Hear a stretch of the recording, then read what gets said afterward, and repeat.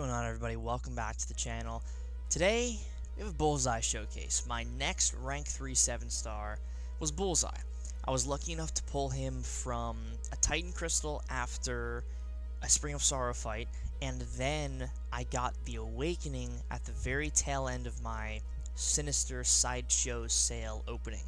So, it sealed the deal that he was going to get ranked up. I was going to take him up unawakened regardless of the dupe, but the dupe just kind of makes it that much better to take him up. So, I apologize for the quality of this first video. I recorded a while ago, just planning to use it in this showcase. This is my rank 3 7-star Bullseye without recoil against Captain Marvel in Realm of Legends.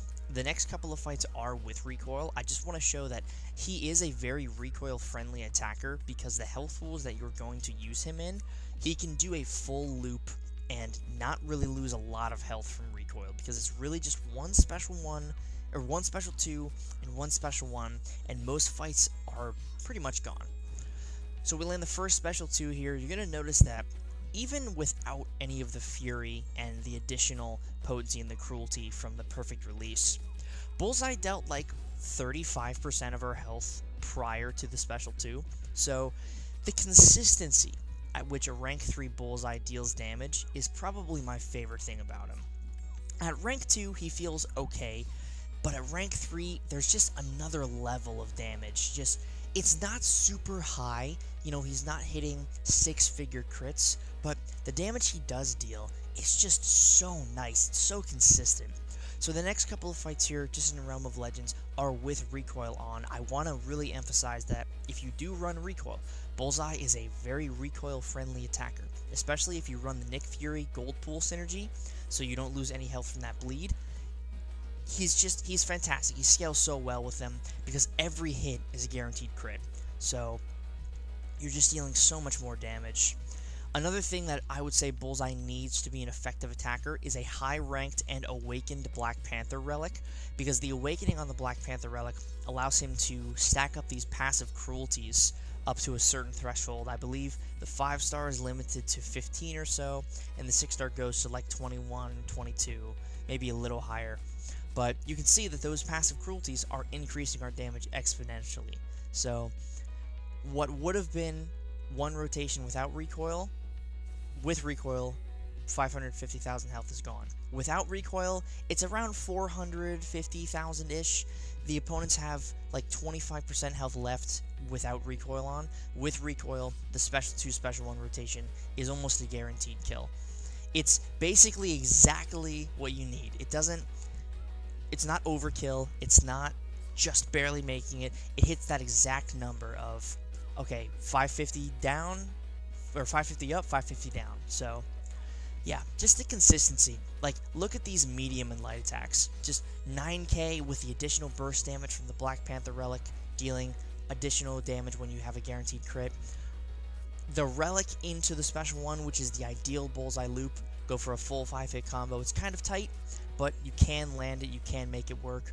Captain Marvel's at 8% here. I should have gone fully for my special 3 instead of just waiting, or instead of just being impatient and tossing my special 2 at like 2.5 bars of power, because the additional combos would have removed the remaining 8% health that she did have at the end of that rotation.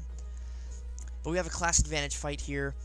He was actually a little stingy with his cooperation, so it's a little slower than the other fights, which I think is really funny because it's class advantage, but regardless, Bullseye is just so consistent. Another thing about the Black Panther relic that I mentioned earlier but I didn't clarify is when you land a guaranteed crit, one of the runes gives you an additional burst of damage on your guaranteed crits. So that 10,000 medium is actually more like 11,000, and those 6,000 light attacks are more like 7,000 because you have that additional burst of 1,000 damage on your guaranteed crits, and every hit is a guaranteed crit. So you always have that additional burst damage. So he's incredible.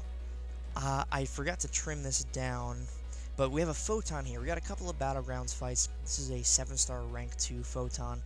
Bullseye is incredible for Photon because he can't miss, he can attack her right after you parry, and you don't get the punishment of hitting into her phase because you can't miss.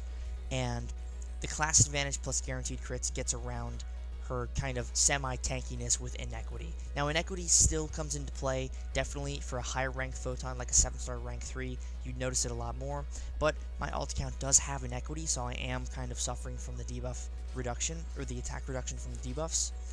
An Awakened Photon would obviously go a little bit slower, but even still, we go for the Relic combo here after the Special 2, and I barely even get to start my next combo, and she's already gone.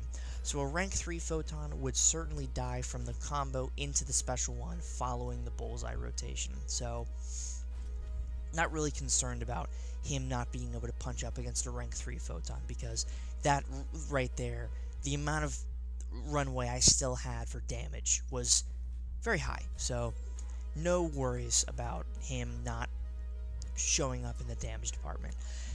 Something that I've heard across social platforms and pretty much everywhere in relation to Bullseye is he's not an attacker, and I hope that this little showcase kind of shows otherwise. He's not the best attacker, I want to make that very clear. He is not the #1 skill attacker in the game, but where he works well, and he works consistently. There's no like RNG related to getting his damage. There isn't a super tough play style. You just deal damage. This is a 300,000 health rank 3 America Chavez, and going for the Bullseye loop, she's gone. There was even still additional hits I could have dealt before her dying, and it would have increased his damage ceiling even more. The runway is there for those fights, man. He has the capability to take out decent-sized health pools in decent time. You know, it's not going to be the fastest in the world. He's not Cosmic Ghost Rider. He's not Hulkling. But he's a skill attacker with consistent damage in a very easy loop that can get around a lot of opponents' abilities that reduce crits and stuff like that. So I think he's really solid on offense. I think at rank 3 specifically, he really shines. As a rank 5 6-star or a rank 2 7-star, I could see him lacking a little bit. But you add the rank 3, you add the stat focus and the Black Panther relic, and you see a lot of damage. So I messed up the special 1 decks here. Not typical of me, but accidents happen. It's all good. Shuri is just getting absolutely destroyed here. The basic hits alone have already brought her down to over 50% of her health, and now we toss one special 1, and we don't even need to go for the relic, and Shuri's gone. So, yeah, pretty good stuff. Last Battlegrounds fight here. This is a fun one. This is a rank 2 7-star Spot. Spot, not much of a defensive threat, but just such a great fight for Bullseye. It really shows off how hard he can hit against those science characters. I would have loved to have fought a 6-star or a 7-star Thing, because Bullseye is an exceptional counter to Thing. The bleed on his medium, light, and second medium can reduce the rock stacks, and the guaranteed crits, they don't deal enough damage to hit Thing's protection, but they deal just enough damage to feel really solid against Thing, because the guaranteed crits are bypassing that armor, and Thing can't really prevent any of it. So the only way you would trigger his protection is if you were to toss a special 2 if you didn't trigger it prior, because the special 2, I don't believe it would trigger it even if the stun was off cooldown. So yeah, you're pretty safe to fight Thing, and just so many other characters with Bullseye. So the last fight I have here is actually an Abyss Invisible Woman solo. So I didn't know if Bullseye was going to be capable of doing this. I think recoil is, I don't know if I would say required, but very helpful here. I'm not boosted at all. I think the only synergy I have is maybe Kate Bishop for the additional perfect release bonus potency, but aside from that, it's just Bullseye with recoil, and you're going to see that in this matchup, he is pretty sustainable. Now, I do mess up a couple of times because I kind of forgot how Abyss Invisible Woman works and how the stun node from the Power Sting actually functions, so you'll see me kind of relearning that as this fight goes on. But overall, I think this is a very impressive showcase of how hard he can hit, because Abyss Invisible Woman, you know, alone she doesn't have too much health, but you add in her protection, she has so much more actual health, or like, I forget what the term is, but it's I don't remember what the term is, but it's a term that we use in the game to talk about health bars, like when there's protection or when there's additional regen or something like that. I forget what the term is, but her actual health in this matchup is way higher than 2 million because of the protection that she has. So for Bullseye to be able to get around that and still kill her, I think is very impressive. The base damage alone is just so consistent, and I bet Bullseye would be such an incredible rank 4 7-star. Even without recoil, I feel that the base damage is just going to be so high. With the Black Panther relic on top of it, yeah, I just see Bullseye being an incredible character going forward. I am happy that he is getting a little bit of a defensive nerf, making characters like Stark-Enhanced Spider-Man and Werewolf by Night much better options for him. Also Valkyrie, who can kind of work sometimes. But it's really those two, Werewolf and Stark Spidey, that will be much more capable of taking him down now, because you can dex his basic attacks and not suffer. So it's way better. I think he could have potentially used more of a nerf on defense overall, like with the block damage and the bleed and whatnot, but you know, it's fine. Now that we know he's going to be essentially the same character offensively speaking, I have no doubt he's going to be a future investment for me. Like, absolutely. One of the easiest decisions I'll make is investing in Bullseye further. I think he's incredible, so I really can't wait to use him going forward in content. He is a Saga attacker, so the Saga incursions that should have started for the month of July, he's going to be great for it. I actually, by the time you're watching this, I should have already streamed it, but if I haven't streamed it, I will be streaming it with Bullseye as my main attacker, going for the strategic movement, keep it going strategy that you typically see for like Hercules. Bullseye is incredible for it because guaranteed crits, man. It's just such a wonderful thing. Guaranteed crits. So you'll see I kind of learned to use the Killer Instinct to my advantage to get out of stuns from special attacks and basic attacks. I got hit on that last one, so that's not what I was talking about, but the prior one, where I used the Killer Instinct to dash back, and then I baited her dash. She hits into me, I purify the stun, and I get to counterattack. So we've been going for about, what, 3 minutes here, and she's already down to 36% health. Again, for the fight we're talking about here, this is Invisible Woman with the Power Shield and the Power Sting, where you need to throw constant specials if you don't have a debuff on the opponent.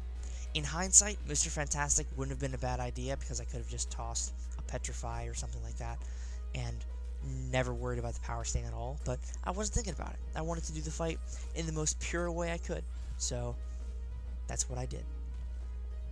You'll see I'm going for the perfect release with Bullseye without going for the slowdown. I find it to be way more consistent to just go for it, gamble it without the slowdown. If I get it, great. If I don't, it doesn't really make a difference. Now, I will say it does make a significant difference in long fights. So short fights, I made a video on this a while ago, it doesn't really matter. But for long fights, you can really notice the difference in his basic hits and his special hits when you have some of those dialed in passive stacked up. You really notice the difference. So I would say for longer fights, if you do plan to use Bullseye for some type of content, try and get as many perfect releases as you can, because it's going to help you in the long run. Your basic hits are going to be hitting so much harder. I mean, look at that. 15,000 medium, 10,000 light, not counting the additional burst damage. Crazy. Absolutely crazy. I think Bullseye's great. I'm so happy to have him as a 7-star up at rank 3, and I genuinely cannot wait to use him going forward for Battlegrounds, for story content, for Winter of Woe style content, which is my personal favorite. I am so excited. So, if you guys did enjoy this quick little Bullseye showcase, please let me know down in the comments below. If you want to see other things with Bullseye, I would love to make more content with him, so just let me know. What do you want to see me do with Bullseye next? Please let me know down in the comments below as well. In any case, thank you all so much for watching. If you did enjoy the video, and I really hope that you did, make sure to hit that like button, hit subscribe if you have not already, and if you like notifications, might as well hit that bell, notify you when I upload video and when I go live. Good stuff like that. Much love, everybody. Stay safe out there, and I will see you in the next one.